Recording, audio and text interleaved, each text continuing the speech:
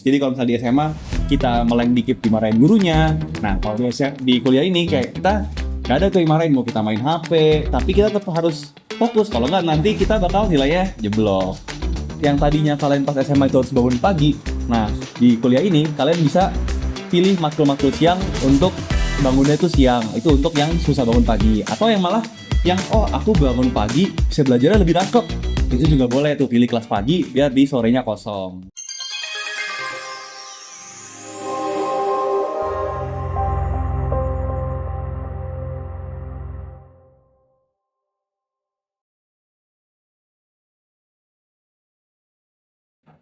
Halo semua, selamat siang, selamat malam. Oh, kebetulan selamat siang ya. Hari ini kita kembali lagi bersama podcast Teknologi Sains Data, Data Dialog.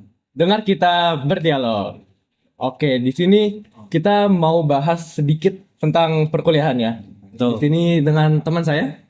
Oke, sebelum kita mulai mungkin ya, perkenalan dulu. Nama saya Timotius Christopher Patrick Siombing, bisa dipanggil Patrick, dari Teknologi Sains Data Angkatan 2024. Oke, dan juga kalau misalnya kalian belum kenal aku, perkenalkan aku Mikael Ardianta, bisa dipanggil Mikael dari Teknologi Sains Data Angkatan 2024. Nah, di sini nih kebetulan kita berdua sains data nih dan juga udah mulai masuk ke semester tahun kedua. Betul. Tahun 2 kita kuliah ya. Dan tentunya pasti kita udah mulai terbiasa dengan dunia perkuliahan ini. Pasti ada perbedaan dari sekolah, dari SMA dan kemudian masuk ke dunia yang baru. Betul. Nah, sekarang di season 2 episode 2 dalam Data Dialog hari ini kita mau bahas suatu topik, yaitu yang sudah tadi aku bilang, SMA versus perkuliahan. Oke, jadi apa ya? Pasti kan kerasa beda banget tuh SMA sama dunia perkuliahan gak sih? Betul banget. Ya kan? Nah, terus menurut kamu apa sih kayak bedanya? Oke, jadi mungkin perbedaan yang paling utama ya dari SMA sama kuliah itu, kalau di SMA itu kamu mungkin bakal lebih gampang gitu dapat teman. Kalau misalnya kamu dalam satu kelas, itu kan kalian semua pelajarannya bakal sama terus nih. Kalau kamu misalnya contoh sekelas bareng si A, nanti kamu dari kelas pagi sampai siang sampai sore kamu bareng si A terus. Nah, dengan begitu mungkin kalian bakal dapat teman itu secara nggak langsung bakal lebih gampang. Cuman kalau pas kuliah ini kayak kita bahkan yang satu jurusan aja bisa ada di mata kuliah kita beda nggak sih, Mik? Betul. Nah, jadi kayak kalian tuh bisa harus cari kegiatan lain yang mungkin bisa sama ataupun ikut organisasi. Jadi di itu bisa bakal dapat temen yang baru di situ. Karena kalau dari matkul aja kadang-kadang tuh di kuliah tuh lebih individualis gitu nggak sih? Ya, jadi menurutku juga pertama teman-temannya tuh beda banget. Jadi yang sudah Patrick bilang, apa ya? Emang kalau misalnya satu kelas dan temennya itu aja kan dari awal dari pagi sampai malam. Kalau misalnya emang kalau di kuliah tuh emang awalnya temennya ini, terus yang temennya ini, terus sore mungkin temennya beda lagi kan. Nah, terus mungkin yang salah satu yang beda juga pas di suasana belajarnya sih ya. Kalau aku pas SMA tuh belajarnya nggak apa ya, mungkin nggak yang sebebas kuliah. Soalnya pas SMA mungkin karena aku dulu sekolah swasta dan pressure-nya tuh lebih ditekan banget. Jadi kayak apa ya, selebihnya tuh aku belajar di kos doang. Kebetulan aku ngerantau ya teman-teman, jadi aku di kos doang. Dan sorry, kalau pas SMA aku belajar di rumah doang gitu. Tapi kalau misalnya di kuliah kan udah ngerantau dan memiliki kebebasan yang lebih gitu. Jadi lingkungannya tuh kalau misalnya mau belajar bisa aja di kafe, di kampus, bahkan di kos juga bisa, di kos temen bahkan. Nah, jadi itu emang kerasa beda banget ya. Iya, betul banget. Apalagi kalau misalnya dari perbedaan suasananya nih. Kalau misalnya lagi di sekolah, itu tuh mungkin kayak guru itu kesannya care ya. Jadi kayak misalnya kayak kalian nih nggak ngerjain tugas, itu kayak gurunya nanyain, Mikel, kok PR tadi siang nggak dikerjain sih? Nah gitu. Nah kalau di kuliah ini bukannya bermaksud kayak dosen ini nggak peduli sama kita, bukan. Cuman dosen ini mahasiswa itu banyak. Jadi kayak konsentrasinya mungkin tuh bakal jauh lebih dipecah. Kayak contoh misalnya guru cuma ngajar 20.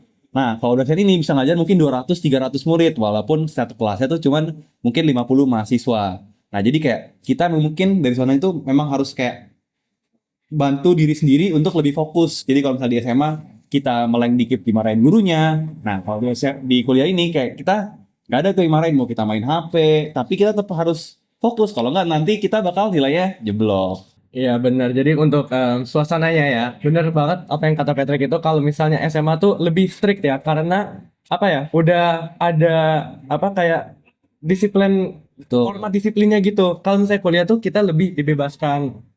Tapi tetap aja, kalau misalnya kuliah tuh kita tetap harus fokus, walaupun lebih dibebaskan lagi.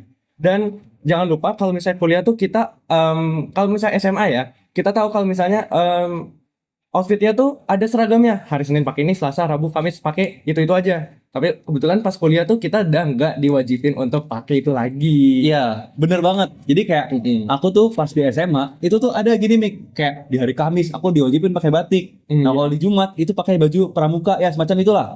Nah, kalau sekarang di kuliah, bahkan dengan baju kita kayak gini, itu asal ada kerahnya itu bisa. Walaupun kalau misalnya kaos kayak gini nih, emang nggak boleh. Iya nggak boleh. Itu Iya, ada kerahnya lah sama celana panjang. ya intinya tuh harus yang sopan, yang rapi. Jangan kayak misalnya pakai pakaian yang apa ya, kayak berkesan tidak sopan gitu. Misalnya pakai kaosan aja, pakai celana pendek ke kampus, wah itu nggak banget ya sih. Iya. Lagi pas kelas itu ntar takutnya tuh apa ya? Kan kita udah capek-capek berjuang gitu, tapi masa nggak ada sopan santunnya gitu dalam berpakaian ke dalam kelas, dalam kuliah gitu kan? Iya, betul banget.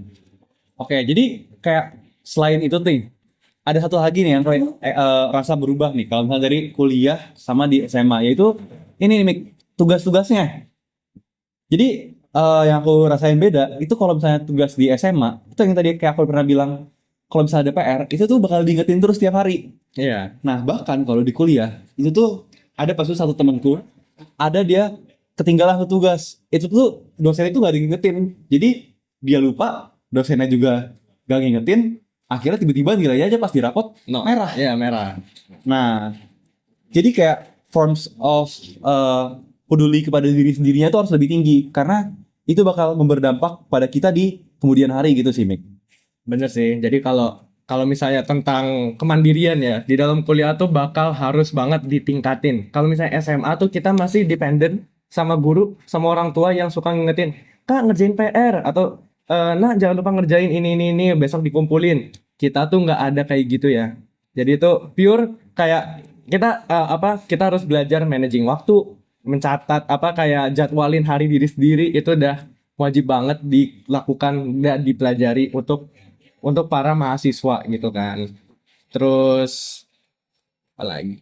Oke, setelah itu nih, kalau misalnya pas SMA, ingat gak sih kalau misalnya kita sekolah tuh harus dari jam 7 sampai sore. Jadi setiap hari tuh strict gitu. Kita di Benar. hari-hari itu aja. Nah, pas kuliah ini itu beda guys. Jadi nanti kalian tuh dapat boleh milih setiap matkul. Nah, matkul ini yang kalian pilih itu eh, bakal ada di jam yang berbeda-beda. Jadi tuh kalian bisa ngambil contoh kelas siang sampai sore. Nah, yang tadinya kalian pas SMA itu harus bangun pagi. Nah, di kuliah ini kalian bisa pilih matkul-matkul siang untuk bangunnya itu siang. Itu untuk yang susah bangun pagi. Atau yang malah yang aku bangun pagi bisa belajarnya lebih nangkep. Itu juga boleh tuh pilih kelas pagi biar di sorenya kosong. Jadi itu emang kalau SMA tuh emang emang tersedisiplin itu ya. Emang udah di Betul. pressure untuk untuk ngikutin jadwal dari segini gitu. Untungnya pas kuliah kita udah lebih bebas kan. Jadi kalau misalnya mau kelas pagi ya kelas pagi, tinggal dipilih, tinggal work KRS.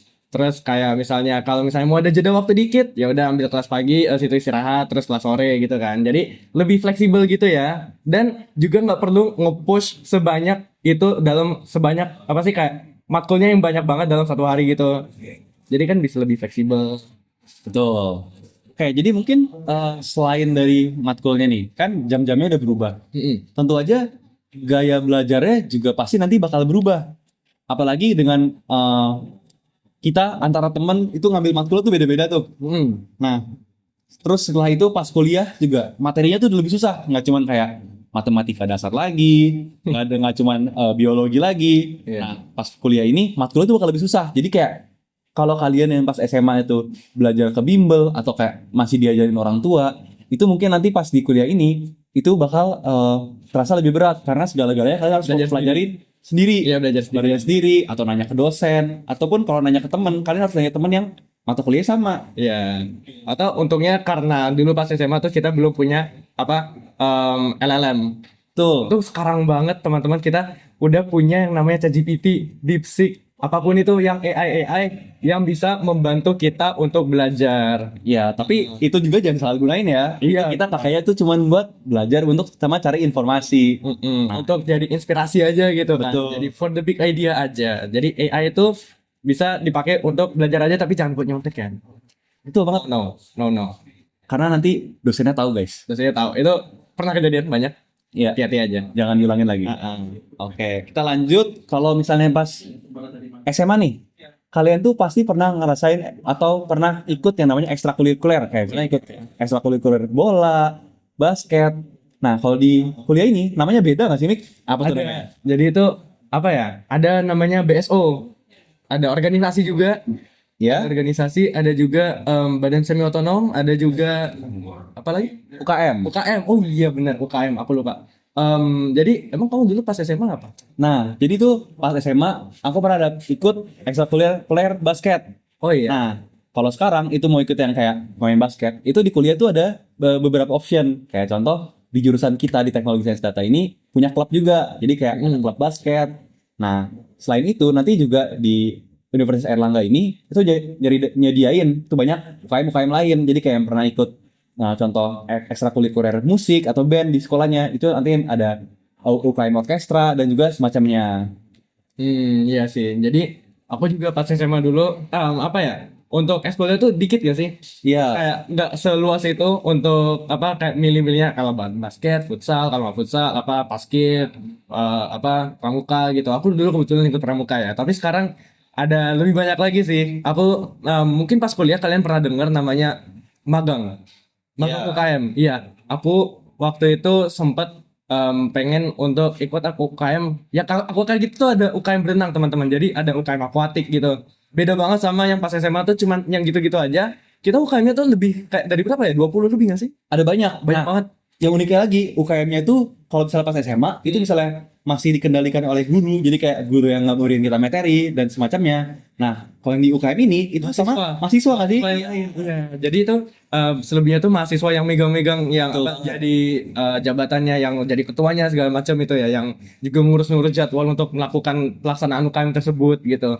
Dan kebetulan aku kemarin tuh ikut magang UKM volley. Itu seru banget ya teman-teman. Jadi dari semua opsi itu aku emang pilih volley untuk karena emang aku minat aja sih. Kalau kamu apa?